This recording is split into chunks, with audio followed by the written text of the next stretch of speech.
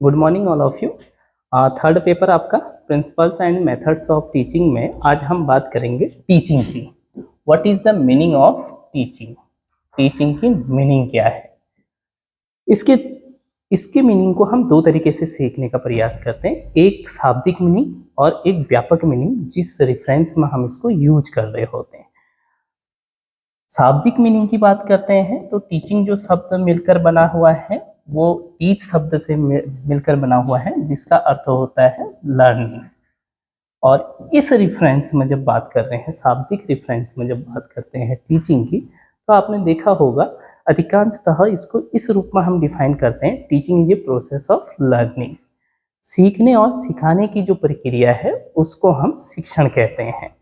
और इसी रेफरेंस में, इसी संदर्भ में अधिकांश टीचर जब टीचिंग करने जाते हैं तो उनका जो केंद्र बिंदु होता है, उनका जो फोकस होता है वो लर्निंग पर होता है। अब वो जब हम शाब्दिक अर्थ के रूप में बात कर रहे हैं तब टीचिंग जो शिफ्ट होगी पूर्ण तरीके से लर्निंग पर होगी।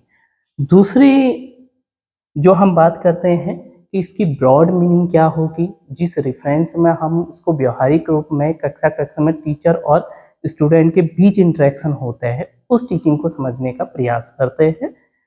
इसमें टीचिंग जो शब्द है उसको जॉन एडम्स ने बाइपोलर के रूप में डिफाइन किया। इसके एक पोल में है टीचर और दूसरे पोल में है स्टूडेंट, अर्थात शिक्षण द्विध्रुवी प्रक्रिया है। Teaching is A bipolar process, जिसमें एक टीचर होता है और एक स्टूडेंट होता है। इस रूप में बहुत सारे लोगों ने टीचिंग को डिफाइन किया है। जैसे आपने बहुत महत्वपूर्ण परिभाषा आपने सुनी होगी कि शिक्षण वह प्रक्रिया है जिसमें एक अपरिपक्व व्यक्ति जो है परिपक्व व्यक्ति के संपर्क में आकर उसके व्यक्तित्व के प्रभावों को सीखने का या कंप्लीट करने का प्रयास करता है। इस रूप में टीचिंग जो है बाइपोलर प्रक्रिया है, जिसमें ऐसा माना जाता है कि टीचर एक परिपक्व मैच्योर्ड पर्सनालिटी है और स्टूडेंट एक अनमैच्योर्ड पर्सनालिटी है, जो उस परिपक्व पर्सनालिटी के व्यक्तित्व के शील गुणों को, ट्रेड्स को, गुणों को अपने व्यक्तित्व में उतारने का प्रयास करता है। दूसरा जो डिफाइन किया है उसमें टीचिंग को त्रिध्रुवी प्रक्रिया माना है। जॉन डीवी और इनके सहयोगी ने जो भी रिसर्च वर्क किया उनने ऐसा माना कि teaching is A not a bipolar process, teaching is A tripolar process, जिसमें एक पोल में है ऑब्जेक्टिव्स और दूसरे पोल में है टीचर और तीसरे पोल में है स्टूडेंट।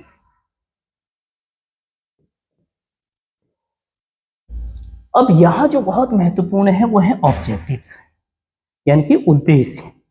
अब शिक्षण को एक पर्पजफुल प्रोसेस माना गया है, एक उद्देश्यपूर्ण प्रक्रिया माना जाने लगा है, जिसमें टीचर केवल एक फैसिलिटेटर है जो क्या करता है, उसके क्लासरूम के एनवायरनमेंट में जितने भी रिसोर्स हैं, चाहे वो टीचिंग लर्निंग एक्टिविटीज हो, टीएलएम हो या कुछ इस तरीके के ई रिसोर्स हो या हमारे अनुभव हो, उन सभी रिसोर्सों को ऑर्गेनाइज्ड करने की कोशिश करता है, प्लान करने की कोशिश करता है। किसके अकॉर्डिंग? स्टूडेंट के इंडिविजुअल डिफरेंस के अकॉर्डिंग, स्टूडेंट के इंटरेस्ट के अकॉर्डिंग, उनके आईक्यू के स्तर के अकॉर्डिंग, उनके मेंटल एज के अकॉर्डिंग, उनके फिजिकल स्ट्रेंथ के अकॉर्डिंग। जब हम इस इन्वायरमेंट को ऑर्गेनाइज्ड कर रहे होते हैं, और इस तरीके से क्यों ऑर्गेनाइज्ड करते हैं? ताकि ये स्टूडेंट इन ऑब्जेक्टिव्स को अचीव कर सके और ये ऑब्जेक्टिव्स उस बच्चे के व्यवहार में परिवर्तन लाते हैं, जो परिवर्तन हम कह रहे हैं। इट मीन्स क्या हुआ? Teaching is a shifted from the learning to behaviour. अब हमारा उद्देश्य केवल बच्चे को सिखाना नहीं है, बल्कि बच्चे के व्यवहार का निर्माण करना है, और इस रूप में करना है जो ऑब्जेक्टिव्स हमने उस शिक्षण के लिए निर्धारित किए हैं। Thank you.